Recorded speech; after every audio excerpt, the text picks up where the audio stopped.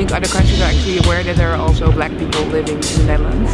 I think we're in the phase that we're still kind of looking for our identity. I think we don't really know what our identity is, especially with having like this Dutch citizenship for, well, it is now like 150 years, but still not being Dutch and not belonging, but belonging, because you don't know any better than belonging, but you don't belong. In a way, I'm Dutch, as in, like, if I'm in the Netherlands, I know the rules, I know what should be done and stuff, but I'm not necessarily proud of being Dutch, because this country has a legacy of slavery, colonialism. Also with our asylum policy, that is basically like we don't want new people in and stuff, so we make sure, like Shell is the oil company, it's Dutch.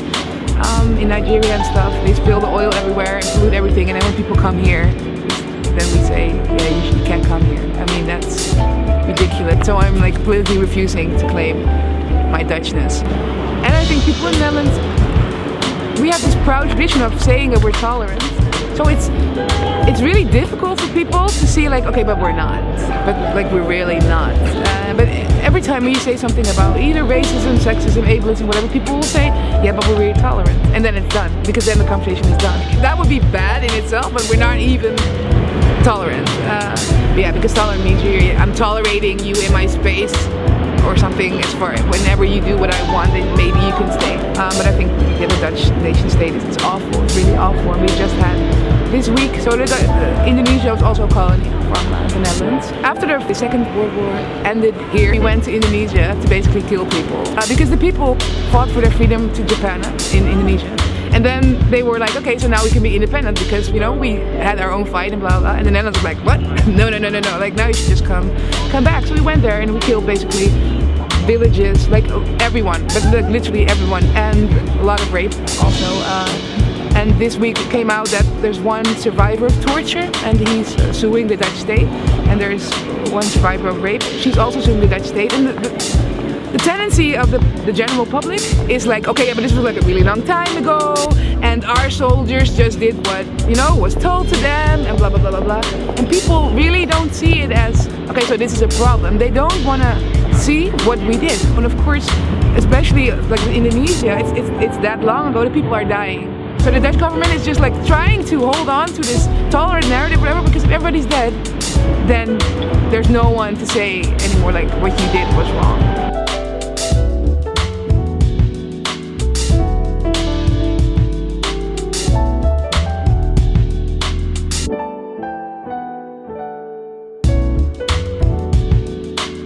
The favorite thing Dutch racists try to say, right? Like, okay, but you know, in the US, that was really bad. And the Dutch, I mean, what they did, they located people from Africa to other places, but not, there were slaves in Netherlands, but not that much. So then it didn't happen because they weren't here, so it didn't happen. As with the US, you can't really argue that it didn't happen because all the people are like actually there.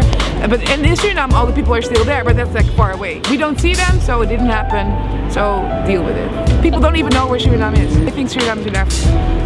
It's in South America. The whole framework of Dutch media that like the real racism is in the US and there's nothing happening in the Netherlands. I think it's good that people want to be like this solidarity with all black people and stuff. That's fine, but what we see is that the media spins it into like, oh my God, look what's happening in the US, look what's happening in the US, and then not talking about people who are here being harassed by police, arrested and stuff, because we don't talk about that, because now we're going to talk about the real violence instead of what is happening here.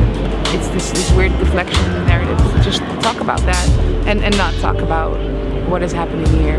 There's a lot of stuff that I can resonate with, but it's sometimes kind of painful to see that like a lot of people from Suriname and from the Antilles did a lot of work against white supremacy, against the whole colonial master thing, and nobody talks about it. People here mostly talk about the civil rights movement, but it's not our legacy. And there people have died fighting the colonization, fighting slavery and stuff, and we don't even honor them. We keep on looking at the US as if that's like the best thing ever happened. It frustrates me as well because I don't know a lot about all the people who fought against the Netherlands in Suriname and in the Dutch Antilles. Now talking about black experience, but also Indonesia, because it's difficult to find documents about that. But I think we should try harder to do that, to make like a database or something and find all of these news articles and whatever about what people tried to do. Because these are the people who fought so that I am here now and I'm not, like I'm still alive. And then especially in this context now with like Frontex, the whole EU like getting rid of or not trying to let people in, I don't think you can look at the civil rights movement in the US because it's based on civil rights, but there are like thousands of people in the Netherlands sleeping on the streets because they don't have citizenship.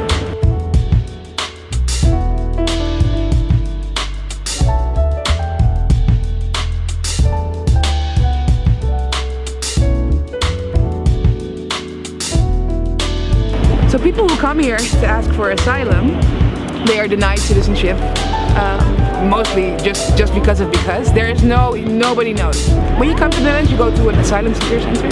When you're denied, you've been put on the street. But they put you like in front of the gate with no money, nothing. You have to survive on the street.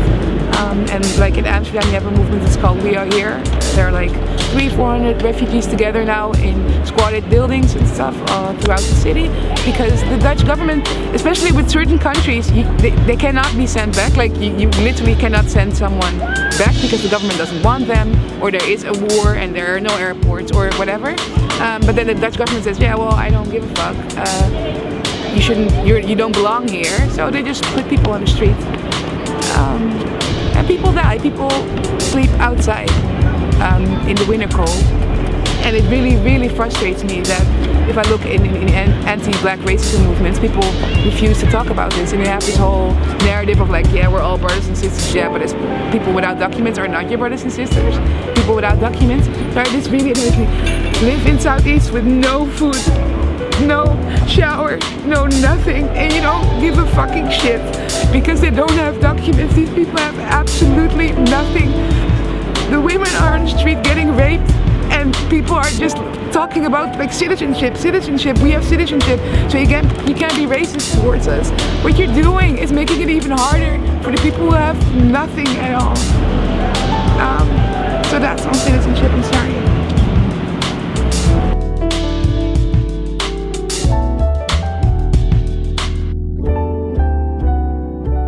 Afro-European. I feel connected in a sense to everyone who's black. Like, I don't know a lot about, French colonialism. I know something about it, but not enough to have like a real conversation with someone who is from that context. I think it's also a language thing. But then again, it's also an effort thing, right? Because if we would put an effort in like translating stuff into English or something at first, and then there are enough people in the Netherlands who speak English and Dutch, we could translate into Dutch and other countries could translate, but we're not doing it. We're just not doing it. I think we need to try to reach out to each other. I'm thinking about this a lot. Like try to reach out and have like this database together of being Afro-European. What is frustrating sometimes is that there are no words, there's no language in Dutch to talk about stuff like this. So like people of color, there's no. We try to do something now to like literally translate it, but it sounds kind of like and people respond weird to it. We don't have like even talking about ableism or and disabled people. There are no words. So we have to every time get back to English, and then you get this response of whiteness saying, okay, yeah, but like it's an American thing because you're using English words. So it's not real. It's something that only happens in the States or maybe in the UK, but not here. So that frustrates me that we don't talk about these issues more in Dutch. Like for disabled, you have gehandicapt, but gehandicapt is more. It's handicapped. I mean, it's not the same as disabled, and it's not like disabled has also been reclaimed by people who fight ableism. Well, gehandicapt is not the same thing. So zwart is like the literally translated black. Yeah, but then white people, well, they have like difficulties with. They don't know what to say. They're like brown, dark, black, and of course they call us niggers here all the time. So they call us nigger, and that's like a really okay word.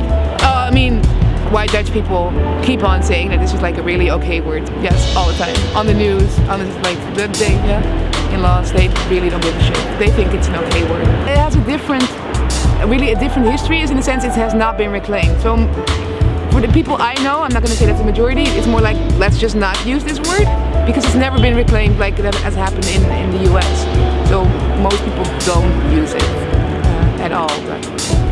They don't see it with me, but you have the people from Indonesia. Most of them have like one white parent and one Indonesian people, so called Indo. And they call them half-bloods. This is like a real word. People use this, again, this is like everybody uses this. Een halfbloedje, like a little half-blood. This is the word. If you're half white and they know it or they understand it, then they will be like, yeah, you're better. It sounds like Harry Potter and like the Half-Blood Prince. It's really nasty.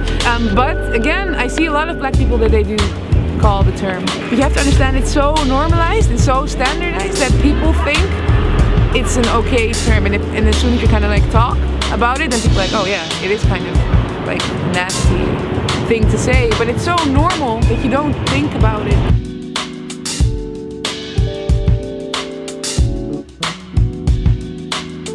When we're looking at that context to anti-black racism movements, for some reason they're also like non-black people are like the leaders. And I'm like, what? How does it even work? But this is like totally normal. As soon as you speak up against black patriarchy, they just go full-blown hysterical on you. You get this whole like, yeah, we should keep it in the family, we should keep it in the family. And that I hate most, because then I give white people what they need. No, you're giving white people what they need. I've been threatened with rape, been shunned down. And a lot of ableism, especially when people know that I have like mental health problems. They will use it against me, like, okay, yeah, but this woman, you know, she's crazy, thus you shouldn't listen to her anyways when she says something is sexist or whatever, because she's crazy. My mental health problems is that they are not recognized as mental health problems, because I'm like this angry black woman that just has like these black issues and urges, so you're not being taken seriously when you ask for help. And I asked for help and I didn't get any help. It's really hard to get help, and the only help that apparently kind of exists for black people in the Netherlands is that you're just being locked down in an institution. And I'm not saying I think institution can work. I've been in an institution and it did some stuff that was good for me, but also a lot of damage.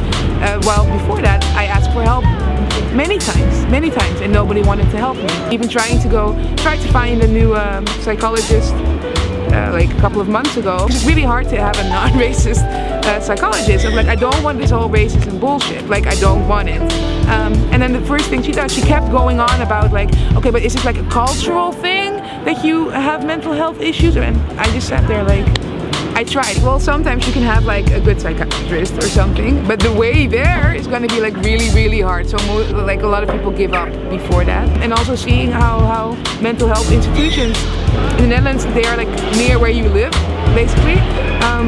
So the one who's near my house is actually like a filthy, there's like shit at the walls because people are sick. I'm not bad at people doing that, but nobody cleans it.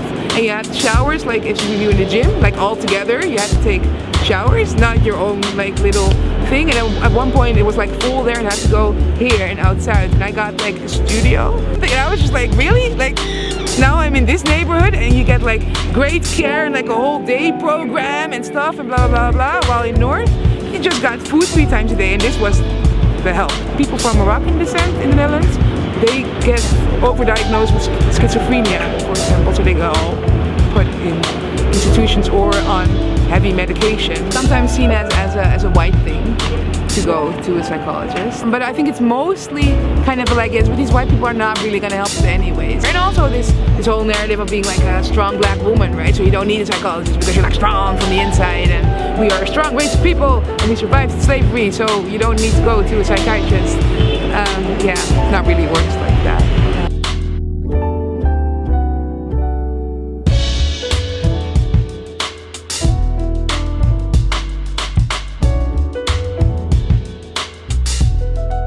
So I'm vegan because I do believe that the way we treat animals, I will say animals now and then I mean non-human animals, is wrong. And people say to me like, well, yeah, that's a white thing. And then I'm like, yeah, but like, the most people in every country in the world who work in the slaughterhouses, and of course, like killing an animal is like one thing, but if you have to kill like 1,000 animals a day, that does something to your mind.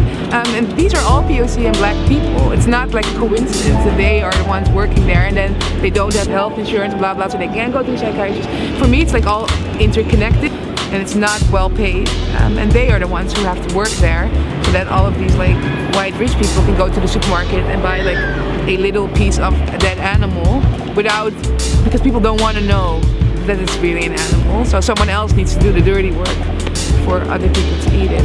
And also because it's dangerous work, because you like chop stuff, so they chop their fingers or arms up and then you're just like, oh, you can't work anymore. Oh, your arm, you lost your arm, okay, you don't have to come back tomorrow. These people are being treated really shit.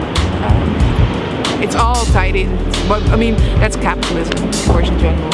It's hard sometimes to be, because mainstream veganism is really, really racist, fatphobic, sexist. So then I come in like being a fat black woman, and they're like, yeah, I just don't know what to do with you. Mainstream veganism will say stuff like, yeah, we abolished slavery, so now we should abolish like what we're doing to animals. Like, well, you didn't abolish shit, white people. Like, black people fought for this and died for this. And they do this constantly, comparing black people to a chicken. And then the problem is that it's racist because you're only comparing black people to the chicken and not white people. You don't have it here, like in America you have like food deserts and stuff. Like in the ghettos there are no Walmarts, no shops, so then it's impossible for people to even, you can't. This is what also happens, and this white veganism says to everybody, yeah, go vegan, yeah, okay, but if people have no money and nowhere to live and stuff, I don't think veganism is like the top priority here if they're like dying on the street. I'm really hardcore vegan, but I've never, when I go to the refugees, I give a Dutch class there, I've never said anything about them eating. What should I say? Like, okay, today for the first time you had like a decent meal, but you shouldn't eat it because it's animal. You can't do that. But in veganism that happens a lot, and I think that's why it has a really bad name. So the Dutch government is just like trying to hold on to this tolerant narrative, whatever, because if everybody's dead, then there's no one to say anymore like what you did was wrong.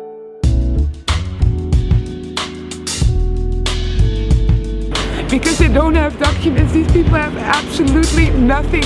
No food, no shower, no nothing. The women are on the street getting raped and you don't give a fucking shit.